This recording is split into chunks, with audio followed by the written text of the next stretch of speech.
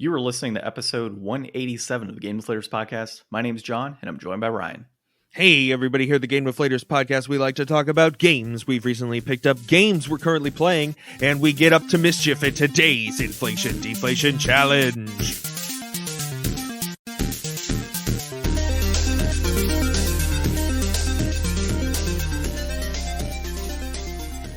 So this week we played a little bit of Mischief Makers, or really last week. We played it right after most recent recording.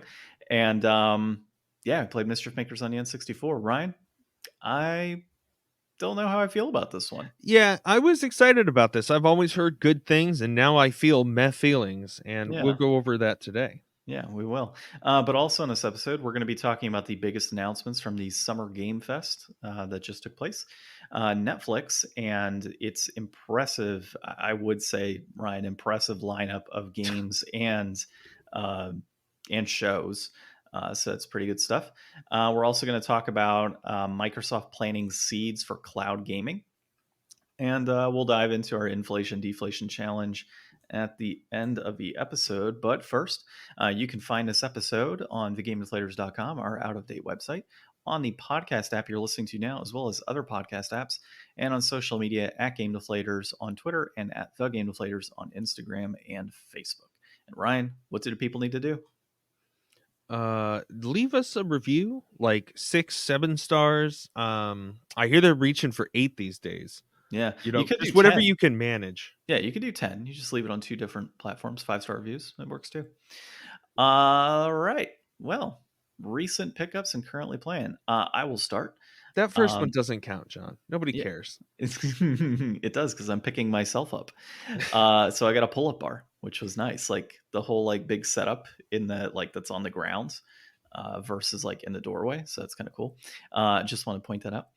I got Magic the Gathering cards. What's different? Always picking them up. Although I will say I played a tournament last night, and I played a deck that actually does spank pretty good when it can go up against the right team, right match. I keep getting screwed every week, dude. I just keep going against the decks that are anti what I'm playing every week. Are you playing too into the meta? Or are you playing out of the meta? How are you getting? I'm playing within the meta. That's what's crazy. I'm just getting matched up against decks that are going to destroy me.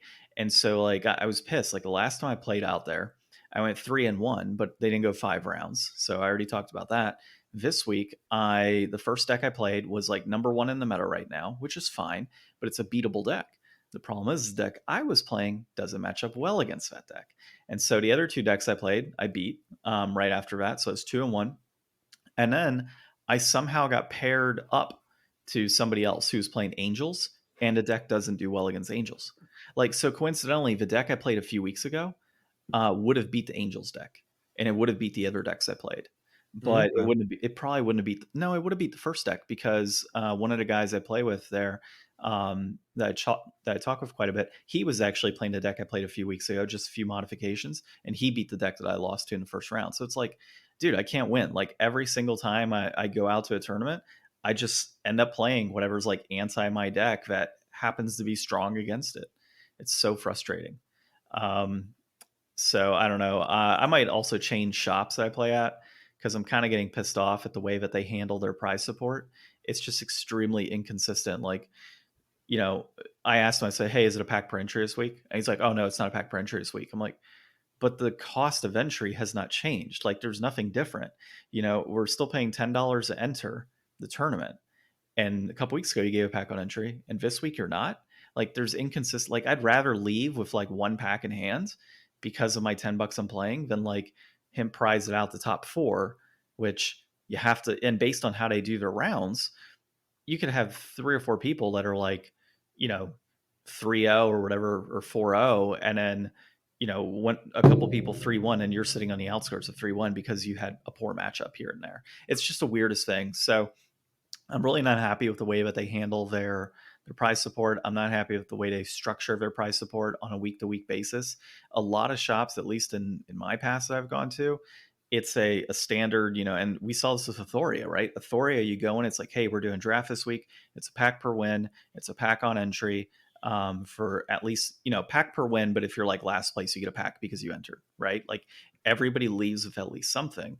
And while it's not a super competitive scene, which I like the super competitive scene, there's consistency on that. So that's kind of what bugs me the most, I think, is that I'm paying the same amount every week and they're changing, oh, well, you get a promo this week, or no, you don't get a promo this week, or you get a pack this week. No, you don't get a pack this week. And oh, we're prizing out top 4 for 24 people, but the next week we have 24 and we're prizing out top 8. Like it's just so all over the place. And it's gotten to the point where I think I'm just going to switch shops. So that's where I'm at with that. The other thing I picked up was 2 monitors. So I got 2 27-inch 1440p monitors for the computer. And I think they're 175 hertz for these monitors. So the contrast ratio isn't like amazing. I think it's 1,000 to 1. And they generally recommend like 1,000 to 3,000 to 1 on contrast ratio. But I mean, total, it was like $200 for 2 27-inch monitors with speakers and then 2 display ports and 2 HDMI ports for each monitor. So, and that's really what I wanted. I saw some MSI monitors, and those monitors in particular had like, I would have preferred them from a contrast ratio perspective, but they only had like 1 display port and 1 HDMI. And you see my setup, like I have my work computer here plus my normal computer plus all my video game mini consoles. So I realistically do need, the extra display port and the extra HDMI. So now I could technically run, 2 display ports for my standard laptop for work, and then I can do 2 display ports coming from my regular desktop once I get a new graphics card. And if you're listening and you've seen the current GPU market, AMD just released some new GPUs recently. It was I think the 6650, the 6750, and I think that was it. 6750, 6650, and then there was, I think it was 65, if I'm correct. And they're in the market at $540, and they're all over the place. You can find them everywhere online, and that's a good sign. So they're supposed to be releasing like the 7000 series for GPUs in probably the October-November timeframe. And so those are supposed to be around the same price point, actually, as what's currently on the market. And they're supposed to be about 4 times as good as what they have currently in the market. So I'm hoping to see either a price reduction in the highest quality GPU that they have currently when the new ones release, or seeing enough in the market in October, November to pick up a new GPU of the 7000 series. So I know I had this conversation, dude, like 2 years ago, and I didn't get my hands on GPU. So I am 100% getting a GPU, whether it is this current generation or the next generation coming on October. I'm going to have one by October. So same plan as last time. Well, yes, except you got to consider that last time the GPUs came out at an affordable price, and they were about as powerful as like the 2080 Ti from NVIDIA. And the Ti at the time was still running like $800 or something, like some stupid price. Whereas these newer GPUs were sitting at about the same quality and were like hundreds of dollars cheaper. So they're supposed to be releasing GPUs at a very good price point in the next round that comes out. And so I'm really hoping that, even if those like sell out quick, I can today get my hands on GPU if I want to. It's just not the one I want. And I'm not about to drop $800 on a GPU that's going to be outclassed by the entry level GPU in the next series coming out. So that's kind of where I'm at. But we'll see, dude. It's, I'm not doing any PC gaming right now. I got the PS5, but I got the monitors. That'll all be set up here pretty soon. And then when I get the GPU, I'll be ready to go. So, and then as far as what I'm currently playing, so I finally beat Ocarina of Time. Tell me about Elden Ring. Elden Ring. I just told you I beat Ocarina of Time, and you're like, Elden Ring. Yes, that's what I'm waiting for. You didn't even care about beating Ocarina of Time, did you? No, I put my thoughts on Facebook and Twitter, and immediately got bombarded by the hordes of Legend of Zelda purists who still believe that Ocarina of Time is the greatest game of all time. When, in all honesty, I don't even think it like cracks the top 3 in Zelda games. And so I will address my point really quick. and it won't be really quick. It'll take a little bit here. But Ocarina of Time, I don't look at it from a lens of, oh, the game is old. It's really bad because it's old. Like, that's not the case. Like, the game was re-released on the 3DS with, I would say, upscaled graphics, right, on the 3DS. And I wanted to play it on original hardware. So I knew going in graphically it wasn't going to be the best. And that's fine because graphically I think it kind of actually holds up in the way I was playing it. The issue I have is primarily with the story. It's with the direction of the game, and that's, I think, the biggest part of it is, gameplay wise, totally revolutionary. I totally get it. The lock on targets, the jumping around, the dodging mechanics, like all of that is stuff that I do today in Dark Souls, right? Yeah, for its Or day, it was definitely yeah, what it was. yeah, and it was phenomenal in its day, right? Like that, I totally can, uh, I guess, I can totally agree with Respect that, the right? legacy. Yeah, exactly. So like I can totally respect the fact of where it was and everything, right? And I'm looking at it from a lens of fresh eyes, right? No nostalgia. And I think the bulk of what I see is when people are like, "Oh, it's the greatest game ever." They're looking at it from a lens of nostalgia. And because most of these people, that was their first Zelda game, or they played it on the N64, or like they were playing Super Nintendo and Nintendo versions, and then they made the jump and were like, "Oh, this is the greatest thing ever." But like they kind of disregard the story of it. Like, Link is a fucking potato in that game, man. Like, and I mean, in most games he I is, mean, but he's pretty much always kind of a yeah, potato. he's always a potato. But like, it just, the story did not, it just didn't capture me. Like, it just really didn't. I'm told by a giant tree that I need to save the world and go find Princess Zelda and get the Ocarina of Time. And like, it just had, there was no consistent flow. It was just, oh, save Link, here's the Ocarina. You're going to Well, have to go back in time and solve these temples and get all the sages together. And then when the sages come together, they're going to let you into a castle in the future. And then you're going to defeat Ganon and save the world. Like, there was just no true structure to it. Like, and I never felt like when I finished a temple, like on the map, it showcased where I needed to go, right? But like when you finished a temple, they're like, oh, thank you so much, blah, blah, blah, blah. And then it doesn't like specifically tell you, like, on your next leg of your journey, you need to do the following and like enhance the story a bit, right? It was just, let me open my map. Okay, I see a gold dot. I have to go there. Okay, so and so has a problem. Let me address said problem and enter this temple for no particular reason because I have to go in. Like, it just didn't flow, dude. It just wasn't good. And even like, and the Sheik storyline, like the Sheik storyline was okay, but and me knowing, Sheik and Zelda are pretty much one and the same there. Obviously, there's no surprise to that, and I can see from a back when you first played it and you didn't know type of thing, like how cool that could be. But there's better games out there, man. Like Final Fantasy VII, I think came out the year before. I know it's not open world concept, and that's not what I'm arguing on. I'm arguing on quality of story, quality of gameplay, all these other things that are involved in gaming other than, oh, it's like the greatest thing of its time because of what it did. There are so many other games out there that are better. You have Half-Life that was released around the same time. You have Metal Gear Solid was released, I think, the same year. Banjo-Kazooie, I think, has a stronger story, to be honest. And of course, Final Fantasy VII came out before it. I mean, that's 4 quality games right there that are much better than Zelda Ocarina of Time. And the fact that it still gets held up on its pedestal is ridiculous. Like, even today, there's people like, oh, it's the best thing ever. Breath of the Wild sucks. Like, yeah, I that's I the got to issue. agree. I mean, I didn't even make it all the way through the game. I don't really think I agree with you on all the points. But I definitely think that more modern audiences and probably audiences going on into the future, like if this missed you and me and this was like a game of our generation for sure, then I don't really think there's a lot of chance that down the road, as legendary as this game is, it's really going to live up to that status for younger and younger generations.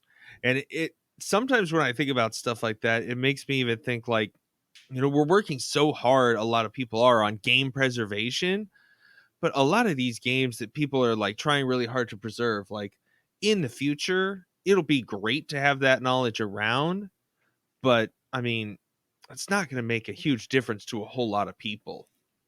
It's Well, going to become more and more niche. Like there will be a day where, you know, the Legend of Zelda is like, you know, not relevant anymore probably, and at that point people will talk about this game and people just kind of won't even really play it. Like I'm sure there's a lot of like really stellar arcade games that really mhm. helped establish and build video gaming that I'm sure people even nowadays don't even go back and play very often. Well, and I want to bring up also, you know, I think this particular game is overrated. I haven't played Majora's Mask yet, but like Wind Waker, I love Wind Waker. Yeah, me too. I've heard great things of Breath of the Wild. I haven't played Twilight Princess, but I'm You sure that haven't one's played Breath of the Wild? no, dude. I haven't played it because I haven't bought it yet. Like it's one of those games that's just kind of sat there and I just haven't dove into it. I got so many other things in the backlog. Breath of the Wild's just not at the top of that list. Yeah. So, which is crazy because the game's been out so long. Like I have actually, I have it on the Wii U, but it's sealed Hmm. on the Wii U. But like I had a guy the other day to, I'd mentioned in my post, like, all right, time to play Elden Ring. The guy's like, oh, Souls games are overrated, my guy, not Oh, Legend I of saw Zelda. that. And I Yeah. was like, and I'm like, I didn't say Legend of Zelda games are overrated. I said this game is Yeah. overrated.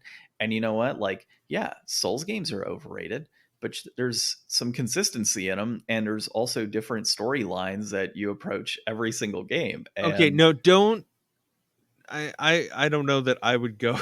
what, the storylines that are different?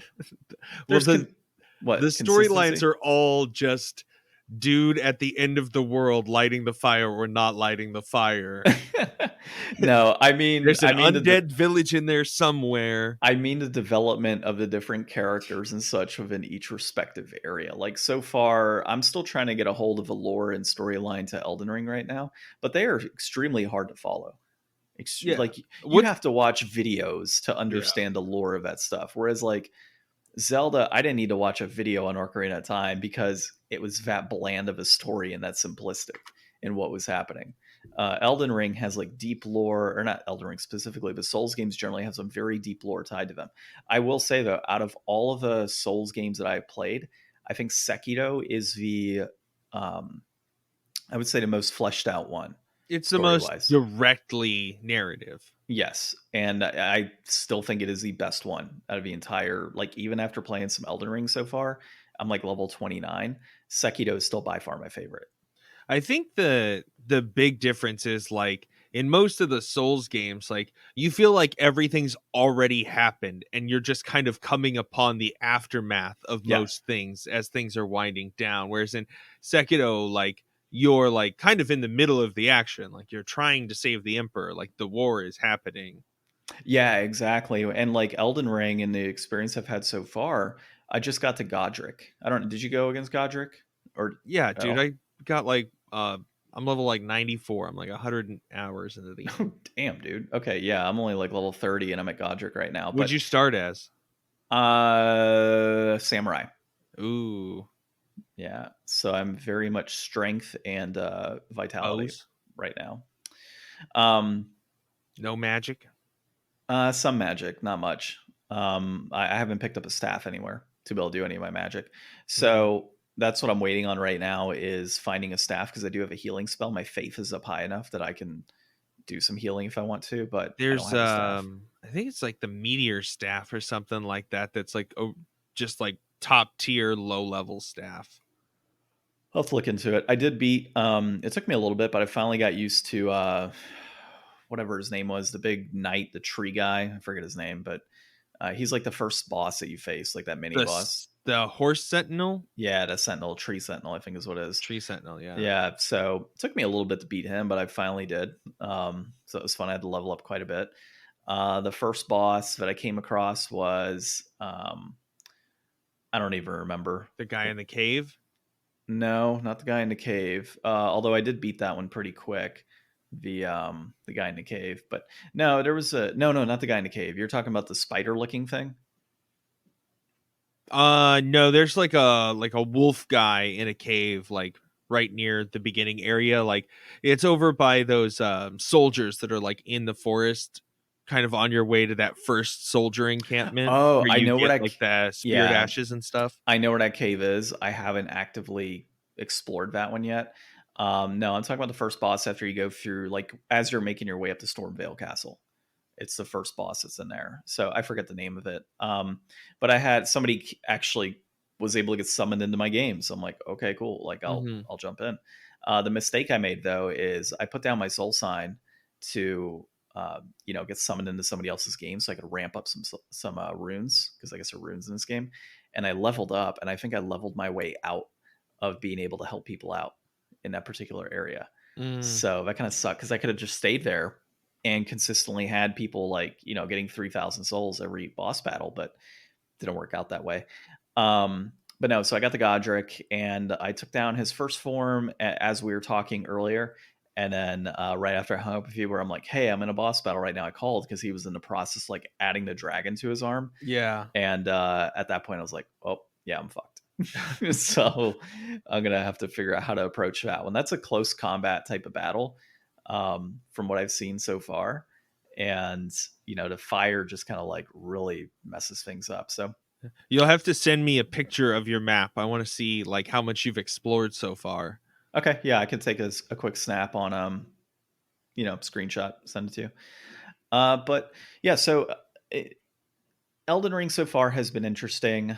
The parry is not what I expected. It seems like certain shields allow you to parry versus others, is what I've kind of gathered. And each shield has its own respective abilities, or not.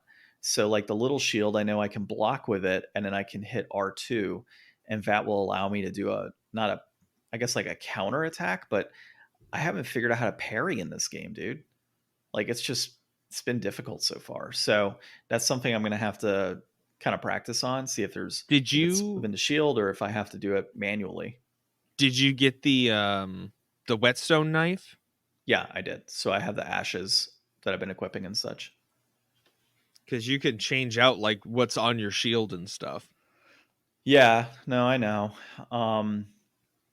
So I do. I don't think I have anything that can equip to the shield yet. Is the issue I have? Everything is a sword based. Oh yeah, I think it's called there's one that's no skill, which will let you use your weapons, Hmm. Ash of War instead. Yeah. The problem I'm seeing is that when I include my Ash of War on my weapon, is I can't have my shield in hand while I use it. Well, that's what I'm saying. Like there's an Ash of War you can put on shields that's Hmm. called no skill, that makes it so it doesn't override, so that you can use whatever your weapons Mm. Ash of War is while still having the shield equipped. Gotcha. Yeah, I haven't come across that one yet.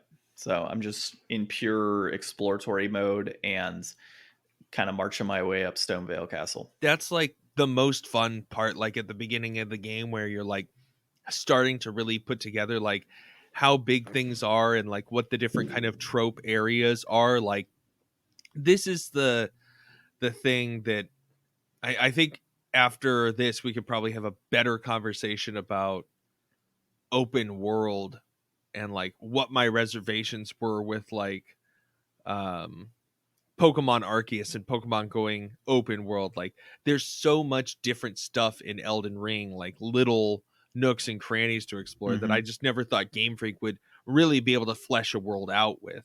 Like the density of how much stuff there is to find everywhere in Elden Ring is crazy. Yeah, like, and it's like that with a lot of Souls games where you just spot something and you know that there's an end activity there. So, like, when I was in Stormvale Castle, I saw, like, there was like this wooden platform. And I was like, okay, I'm on this wooden platform. I look ahead, I'm like, oh, I could totally jump on the side of that wall, make my way across, and scale around the edges of the building and Mm-hmm. like find random items that like are just hidden there. Yeah. And it's just like that in a lot of Souls games, just the exploratory components of even just older Souls games. It's the same deal. Like, there's crazy things that you can do within the game by just exploring, like just your general surroundings. And there's so many crazy like door openings everywhere, and like creatures hiding behind walls and larger creatures. Like, there's just so much to do in just like even the smallest of areas. And that's one of the things I love about those games so much. And of course, the challenge is tied to like the boss battles and just the cool factor of it. When you come across like, Godric is just a crazy example. Like you're fighting this guy with multiple arms coming out of his body, and he like sticks his fist into the neck of a dragon and it becomes alive, and he's shooting fire at you. Like that's all cool stuff. Yeah. So yeah. Do you have any idea like what kind of weapon type you might wind up, or you just kind of still exploring like all the different stuff to find? Still exploring. I would like to find a better samurai sword. There's Um, some really good katanas. That's what I wound up going with my build. yeah, the katana is pretty quick, so I'm gonna find a katana build, but we'll see. I mean, you get to a point with these games where um, you get to such a high level that it doesn't matter what you Well, use. You just got to and scale the weapons up. I'll tell you, this game does have like a system to be able to like respec yourself, and you could be pretty liberal with it. Yeah, So, if you like, I definitely sold a bunch of weapons and stuff and made some choices because I was deliberately just going to stick with the build that I wanted. But yeah, if there's ever anything that you're like, hey, maybe I would want to try this out later, you're definitely going to have an opportunity where you would be able to respec fairly easily. gotcha. Yeah, I've got whatever the first katana is that you start with right now, and I haven't done it yet, but I got the blacksmith tools and all that, so I could totally like increase its strength and such, and that might help me in my current situation where I'm at, because like without any sort of help other than summoning some dogs, right? I was able to take Godric down to about half life. You haven't On my upgraded your weapon at all? I've only added a +1 to it. Oh, wow. Yeah. So I've gotten as far as I have on just a +1 starter weapon. So it's been kind of challenging, just that alone. But, I might upgrade it and such, because right now it's just accepting runes. So I might get to a point, before it starts taking items and just increase its power and see if that helps a bit, just to progress the story a little more. Mm-hmm. Yeah. But, okay. So I talked a lot. Yeah, What did just you a wee pick bit. up? Yeah. What did you pick up? So I just picked up the Quarry Oh, because sweet. we did not end up getting the exchange done for Beyond Two Souls, Hmm. and we wanted something to play. So we started that. We played, I think, just like the intro part, and I definitely screwed up and made some poor decisions. Hmm. But you live with the path that you choose. Did you And play the have I you we played the played other one? until dawn, Okay. but we didn't play the Man from Medan. I haven't played that one either, but I want to. I think all I three are heard out that now. one's not super great. Oh, gotcha. I'm pretty sure all three are out though. What? It's like a whole series. There's three of them. Those games. The ones that we just went through and named all three of them? The Medan one? Oh, there's more to the Man from Medan? Yeah. Oh, okay. Like it had DLC or something? No, there's like, hold on, let me find it. Okay, so you had the Man to Medan, but then there's also like two other games. Oh, I don't know. I never heard of Yeah, it's anything. the Dark Pictures anthology, Hmm. I think. Let me double check. Well, anyways, the Yeah, Quarry is sorry. Hold fun. on. It's a little quirky. Hold on, I've got it right here. Yeah, so Dark Pictures anthology is House of Ashes, the Dark Pictures, and then I guess the Man to Medan. Huh.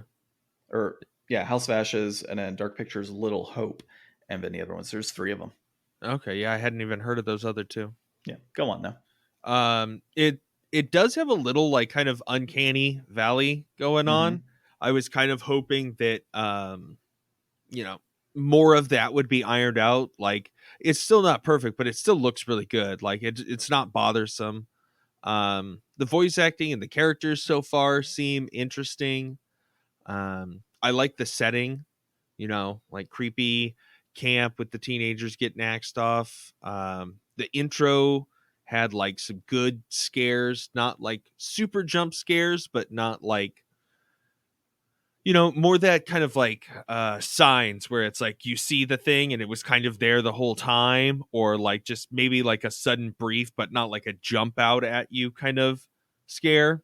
Yeah.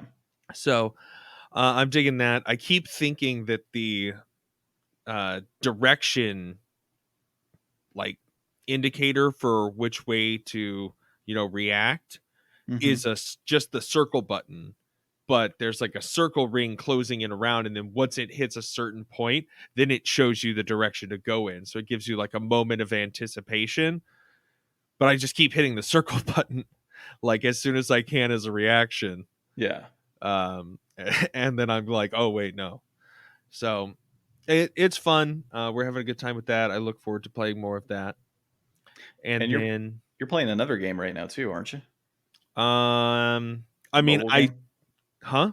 A mobile game, right? Oh, yeah. So we're going to talk about this in a little bit, but I just did my first next Netflix game.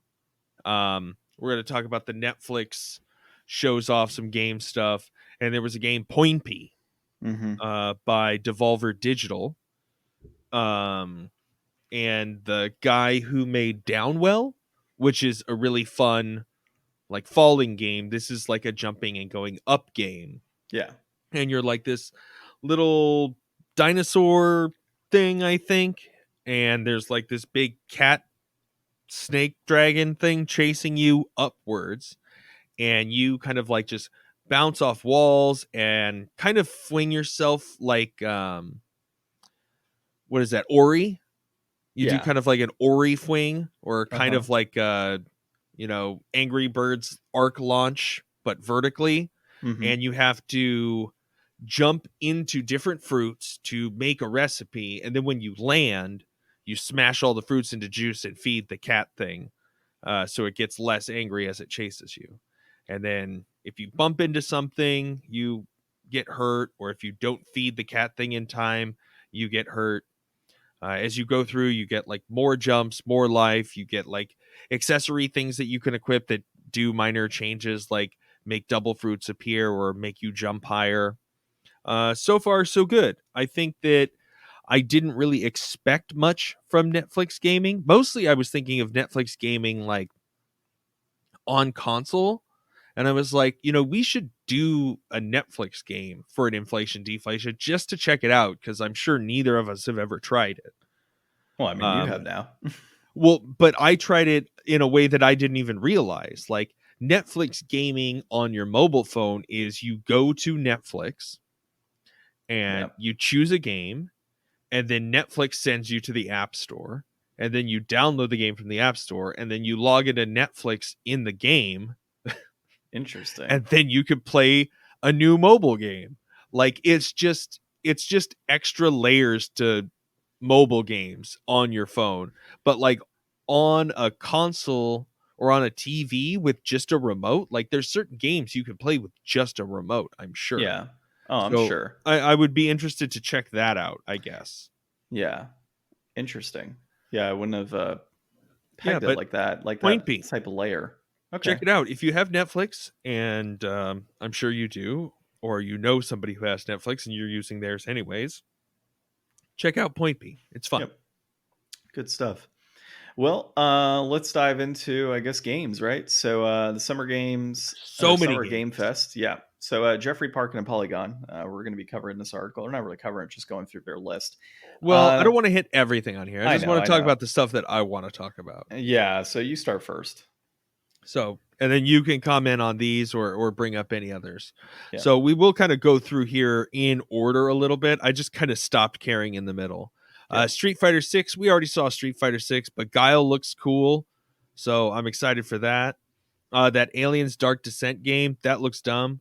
Mhm. It had like a really decent CG trailer, and I was like, is this Aliens? Oh, this is definitely Aliens. And then at the last minute, it shows like a 2 or 3 second clip of just some like very bland, unimpressive looking isometric like squad shooter, and I'm like, Yeah. okay, whatever for that. We got to see some more Callisto Protocol. I'm sold. Well, I'm sold too, but there's just this like, so Callisto Protocol is coming out, Dead Space remake is coming out. Two other games were announced on this list we'll get to, but like space zombie sci-fi is like the new in genre. Yeah, I completely agree, dude. Like, as I was watching it, I'm like, another space sci-fi Yeah. horror game. Like, holy crap. Now, it's not that they're bad. It's just, come They're on.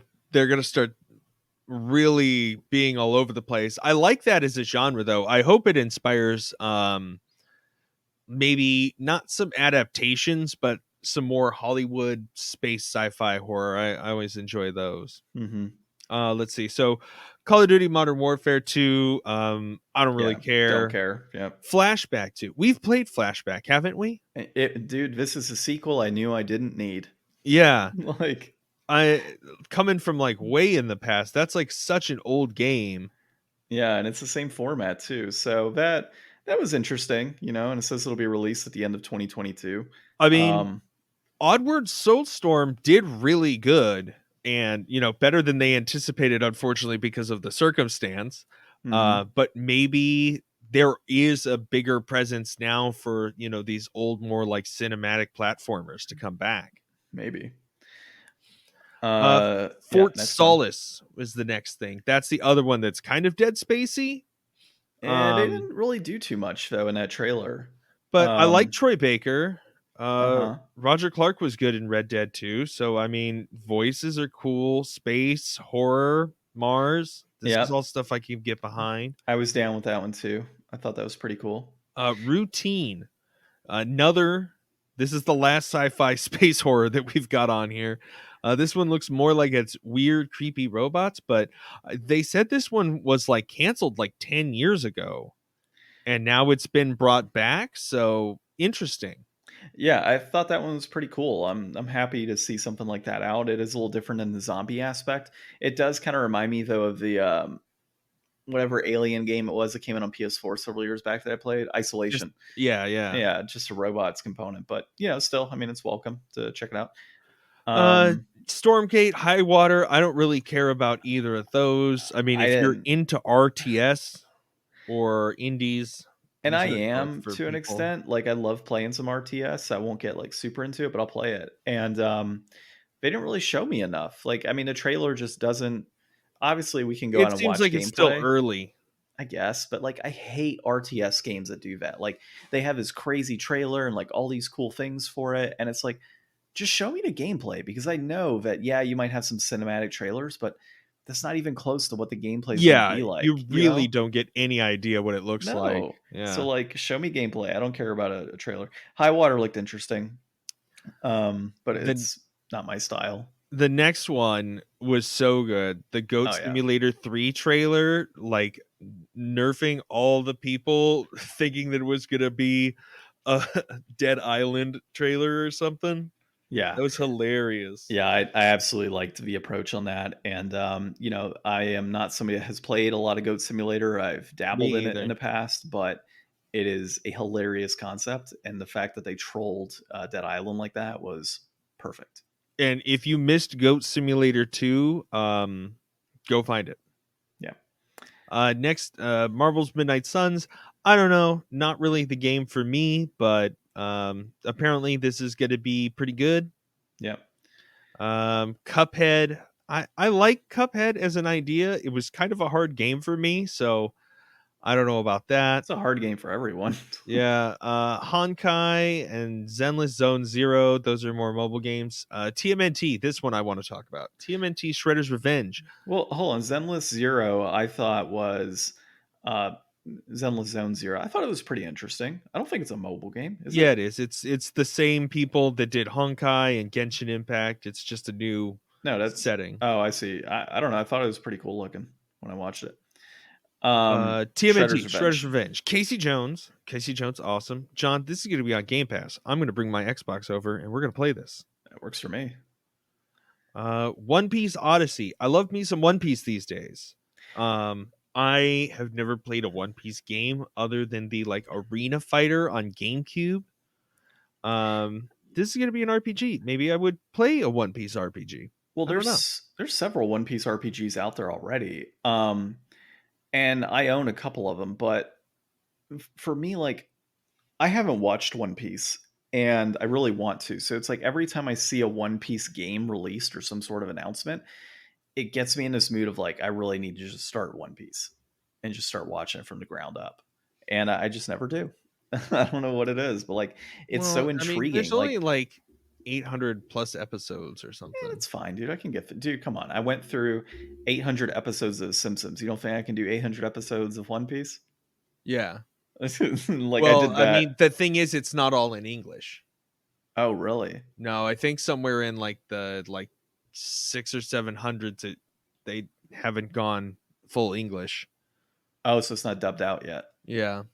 Oh, that sucks. Because my friend recently switched over to the Japanese, finished it, and then switched over to the manga. And I think he's almost caught up on the manga now.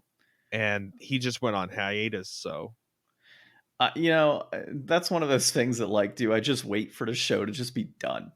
I mean, honestly, you're probably better off. But like, if I'm trying to get caught up by the time that it's going to be over, Mm-hmm. so that I can really be there and enjoy the moment when it's over, like with everybody else. I think that'll be a cool thing to be a part of.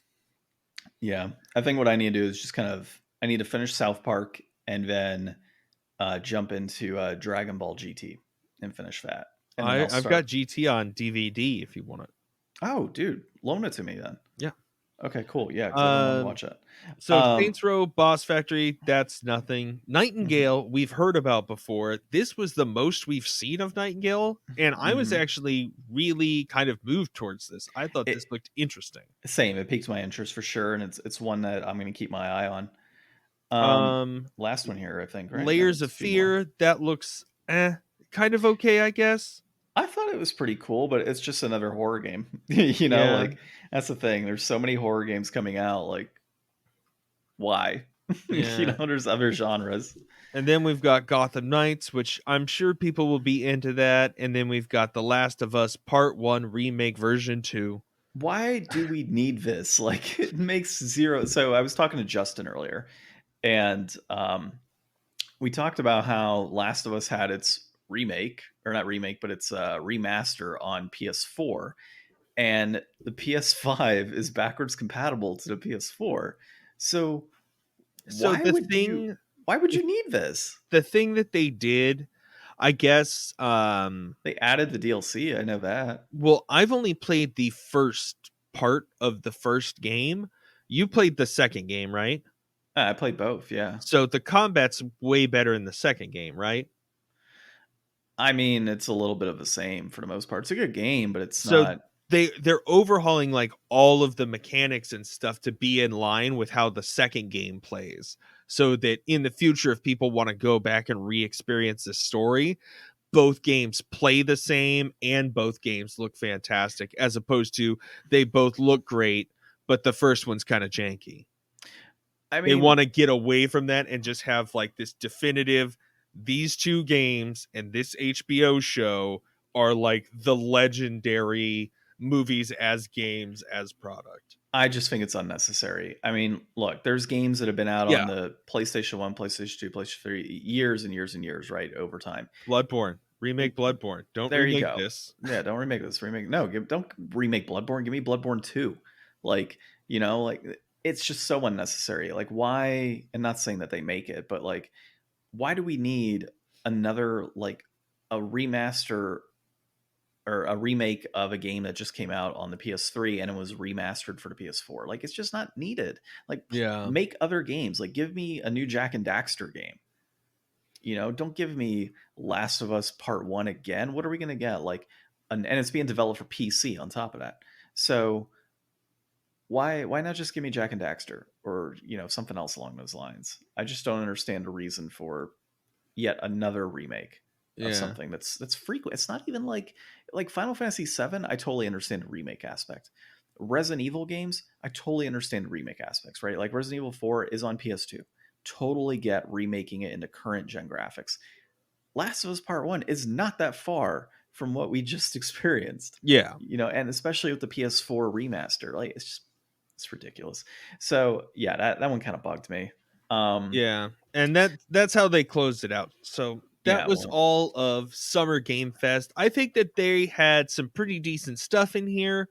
Overall, I don't think it's like the best conference thing I've ever seen, but I mean, I think that Jeff's really put on a good show, and I think that as we go on, it will eventually just kind of help to replace E3, because Mm-hmm. I think that it's got enough traction. The people are so grateful to him, like, and really like being able to like go there on stage and present that, there too. And it's not as much pressure. Like, it moves a lot quicker than things do at like an E3 conference. So I like it.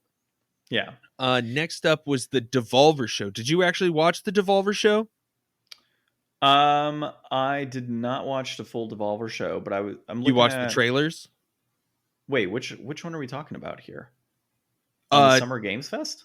so I just put notes under my notes for this first one. So Devolver Digital had a showcase as well. Oh, I didn't even catch Yeah. that. So yeah, you go ahead. So it was okay. I mean, Devolver always does really over the top crazy stuff, and they had Suda 51 on there, Mm-hmm. and he was kind of funny. It was okay. I think the last year's one was better.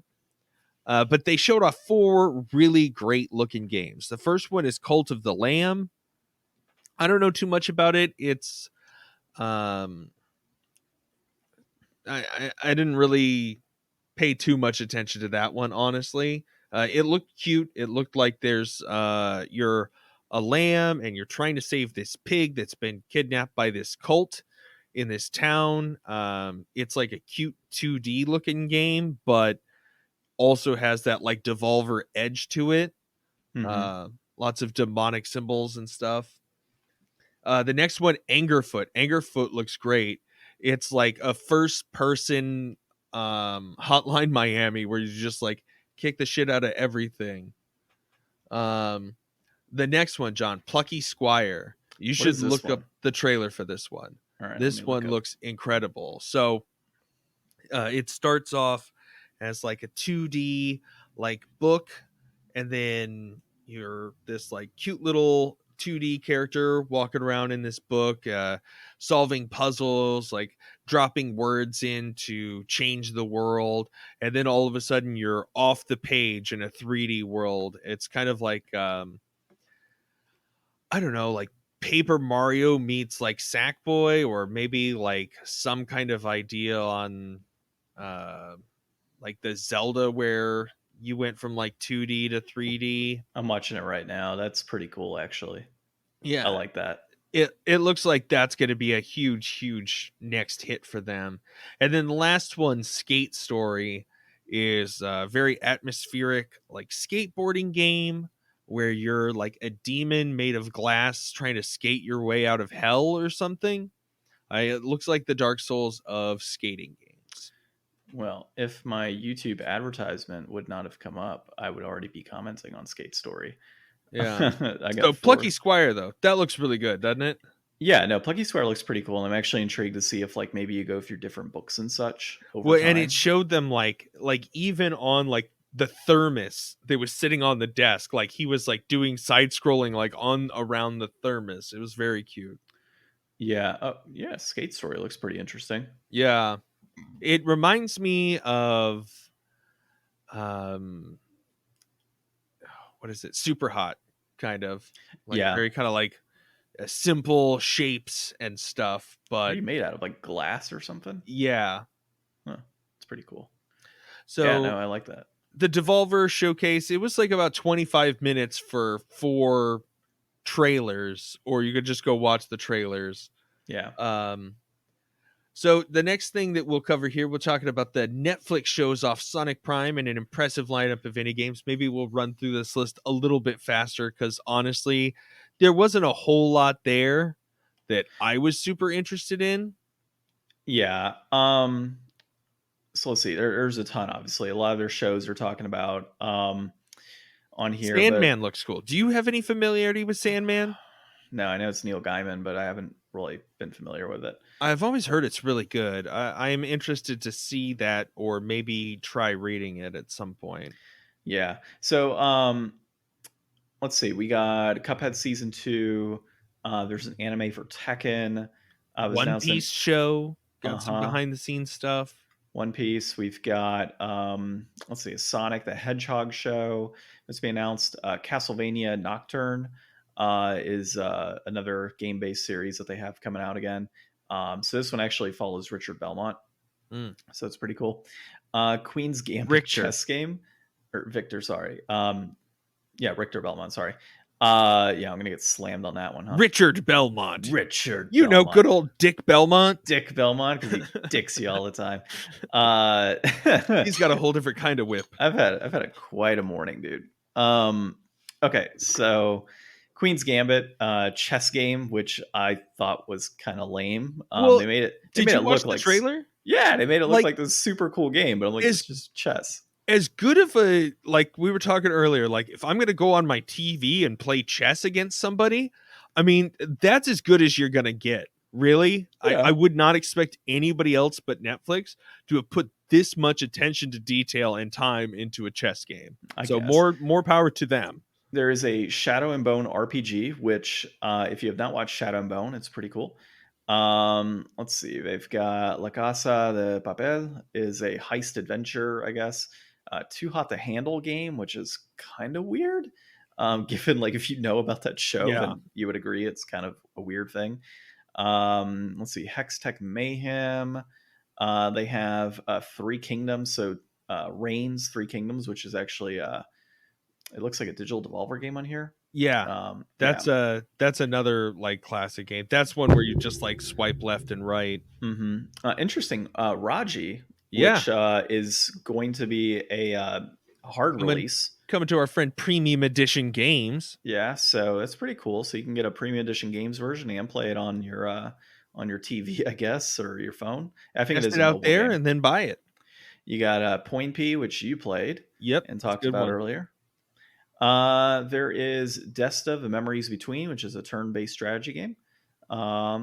We've also got Alto's Adventure and Skate City developer Snowman. Or no, sorry, that's from Alto's Adventure and Skate City developer Snowman. Lucky Luna is the title of this one. And Lucky Luna actually looks pretty cool as I was watching that one. So if you haven't seen the trailer for Lucky Luna, check that one out. And then in general on here, they talk about Netflix has plans for 50 available games by end of year. Like they're going all in, dude. And it seems like a majority is going to be on mobile.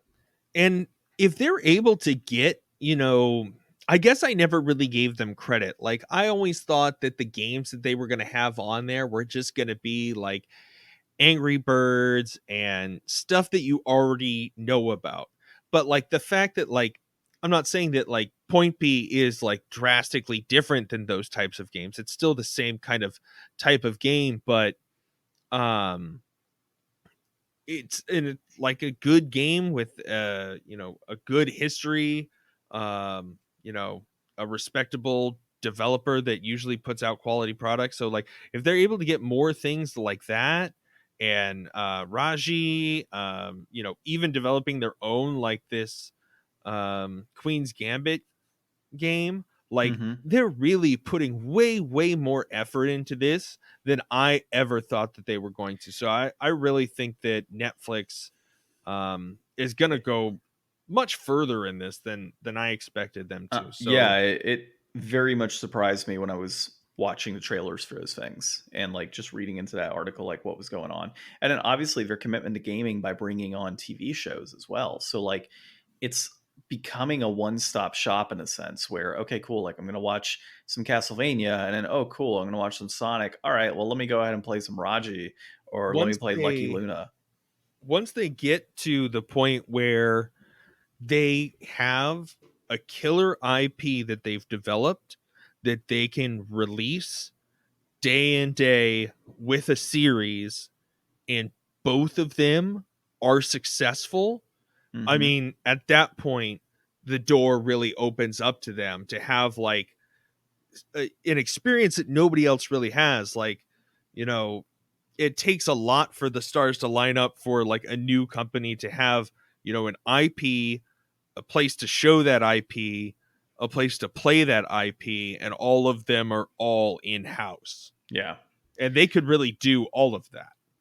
Yeah, they can. They're definitely set up for success with that. And maybe not in-house, but they could license all of it and make it work in a way that, I think is more than we thought. So good on Netflix, I guess. Yeah, for sure. Well, diving into more of his cloud gaming and just the different competitors that are out there for this market. So Microsoft is planting seeds for cloud gaming supremacy, and that's Daniel Howley at Yahoo Finance. So, really covering that. Microsoft is poised for a lot of success here within the cloud gaming space by going ahead and the recent announcement of putting applications essentially on the new Samsung TVs. We talked about the Project Keystone. I'm wondering if that's even going to be a thing, that whole dongle, given that, if it's going to be on Samsung TVs and potentially more TVs down the road, and there's going to be people that are going to want that on their TV, right? Or organizations. You're going to have Toshiba and TCV and all these other companies out there that are going to put this application on there. Without a doubt. They're going to need to be competitive against the Samsung. And it's interesting. You'd brought up Netflix kind of set up for success, but Amazon too, man. Like I see your notes here, so kind of steal your thunder. But like I also didn't realize that Luna was free on Prime. Yeah. If you had Prime, and they're in a similar position because you have Prime Video, and you had like, what happens if they decide, hey, we're going to release The Boys in an action game? Mm-hmm. After the crazy success that series has had, or some of the other like Prime shows that are out there that have been pretty decent.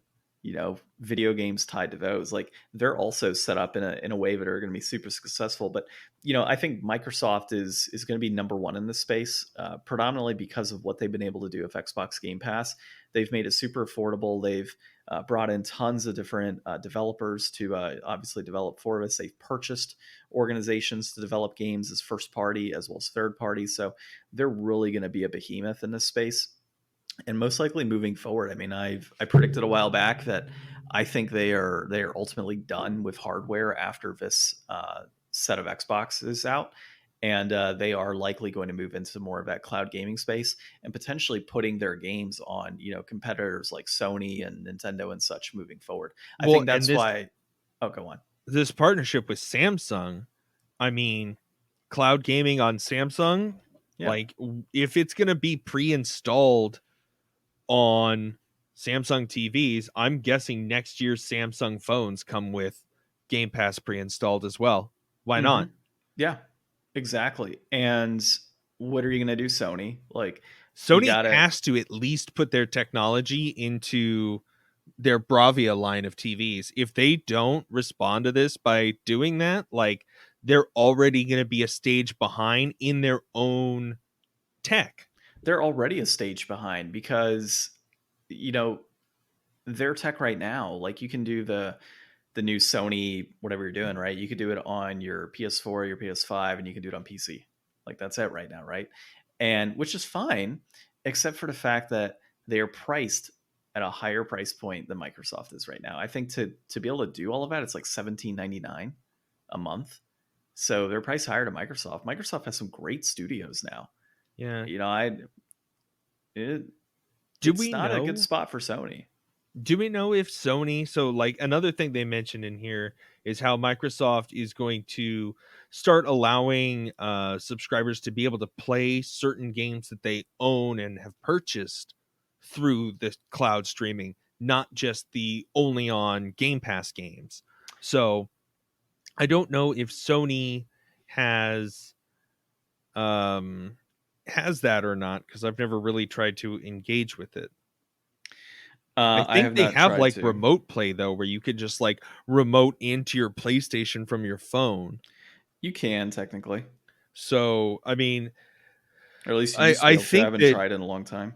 Yeah, I think Game Pass or Microsoft is being kind of, not everything is going to be that way at first, but the way that they've expanded a lot of those programs in the past, like how many, disc-based games can you still go in now and play in your most recent Xbox, because they expanded that backwards compatibility library, and I think that, didn't we cover a thing a little while ago where they were talking about possibly like a disc like confirmation thing where you can like put a disc into your old Xbox and then it can connect to your new Xbox and give you the license to be able to use the game?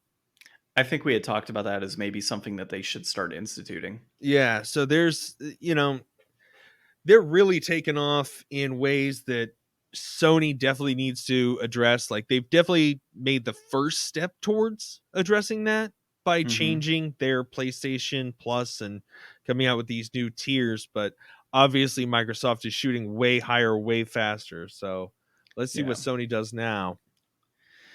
Yep. No, it's always interesting to see how this gaming space is, and as disinterested as I am in cloud gaming in particular and non-physical titles, it's interesting to see what's going on. You know, um, I personally don't want to go into that world of playing cloud-based stuff, but if it kind of comes to that, I'm not going to have a choice, and it's not like I'm going to stop playing video games, right? So, all right, let's dive into our inflation deflation this week. We played some Mischief Makers, and it is on the N64. It was developed by Treasure. It was published by Nintendo. Not is it Nintendo, Ryan? Is that your Yes. purposeful like trying to mess me up? Okay. So published by Nintendo, directed by Hideyuki Suganami. Pretty sure I got that. And it was released in October of 1997. It is a platformer. And I will quickly just kind of read off the wiki. You play as a robotic maid named Marina, and she journeys to save her kidnapped creator. The story takes place on the planet Clancer, a world on the cusp of civil war due to the actions of the Emperor and his imperial forces. The Emperor brainwashes Clancers to kidnap the visiting robotics genius Professor Theo. So that's kind of a general concept. This game in particular, reception wise, is mixed. It's anywhere from like a 6.2 all the way up to like a 90 now, a 95. Now the thing about the 90 on here is it's N64 magazine, so not exactly a reputable source, I feel, given that there's a little bias there, right? But when you start looking at things like IGN, uh, GameSpot, even Nintendo Power, oddly enough, the game is below a 7 in overall reception. Game Informer is a 7 out of 10. So yeah, very mixed reviews overall here. And I would have to agree with them, dude. I was extremely excited to play this game, but as we dug into it, it just was okay. Like, it's a platformer, but it's got a lot of complicated aspects to it. Having to attach to these like clancer balls and stuff and shake them to do different things, and you have like a bunch of stars you have to collect throughout the game, and like collecting the stars allows you to open up certain areas or allow things to kind of happen in the world, and you go from like a level to level perspective like you would a standard platformer, right? But it misses for me. Like, it just doesn't really hit home as much as I thought it would. And I had heard some decent things from people in the past about this game, but it just, yeah, just wasn't a huge fan, dude. What were your thoughts overall? Yeah, I was the same. Like, I've always heard really good things about this game out there, from like YouTubers and stuff. I guess I don't know anybody in person really has ever told me anything about it. But then again, John's mostly the person I talk to old games about with. Um, it was weird. Like, there just wasn't enough direction to really understand what you needed to do in the first couple levels. And I feel like this is one of those games, and I think somebody in the wiki here was saying as much, but like, I think once you get through some of the game and you kind of develop your own ideas on what it is trying to point you towards, or, you know, what the general idea is, like, eventually we got past the level because I was like, okay, I mean, if I just grab and shake everything, eventually I'll figure out what does what. Yeah. And you just kind of had to trial and error through it. And I mean, that was a huge approach to gaming back in the day, especially like this was a new thing. Like, nobody had ever made a game where jumping around and shaking stuff was the gameplay. So, they tried a thing.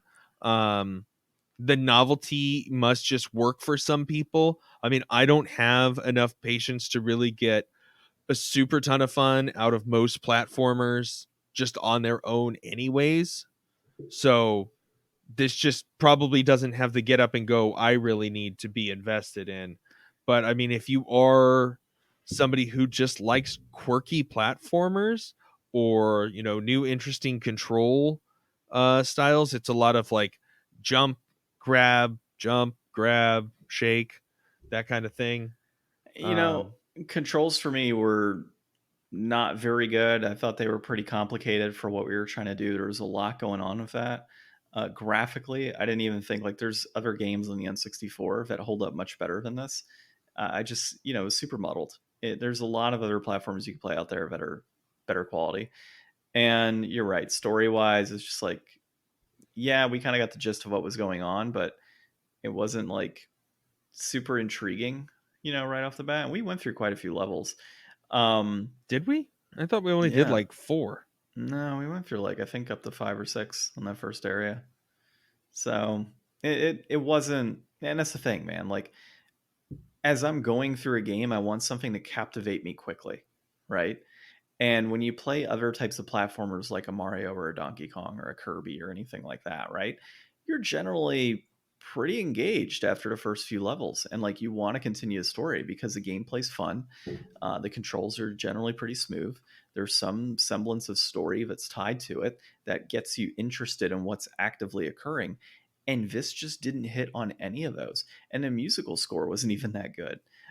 So I was super disappointed with this. I was excited when we popped in the console, and then when we were done, I was like, this is lackluster. I think that this game probably suffers from the fact that the N64 doesn't have a huge library, and it's very clear what like the best games on the console are, because they're still beloved today. And I think this game kind of falls into kind of more of the middle of the pack, where once you've played everything else, this is probably some place that you're going to wind up landing on. And, half the people are going to be into it, because it is just another N64 game that they've never played. Or, it doesn't have a lot of competition for, people.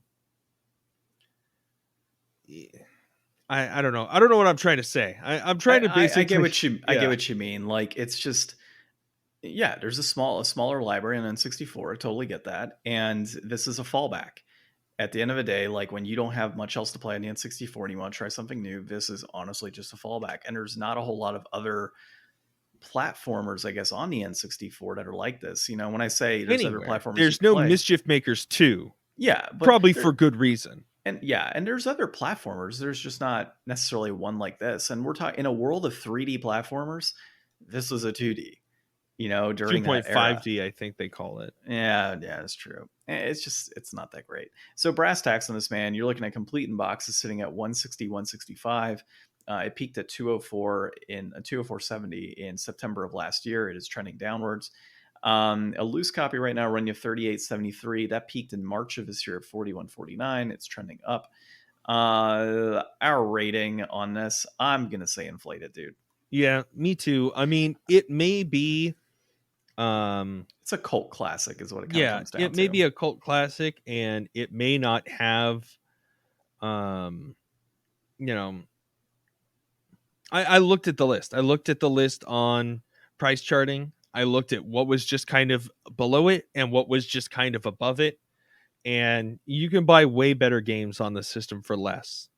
Yeah. And you can buy way worse games for more. Like, I guess I just think that $38 is just too much for me to spend on a lackluster N64 game. Like, it's definitely inflated, I think. Yeah, 100% agree with you on that. All right, well, I have no idea what we're playing next week. We'll figure it out, though. Yeah, we'll figure it out as always. We will look at my magic shelves and just pick something off of the shelf.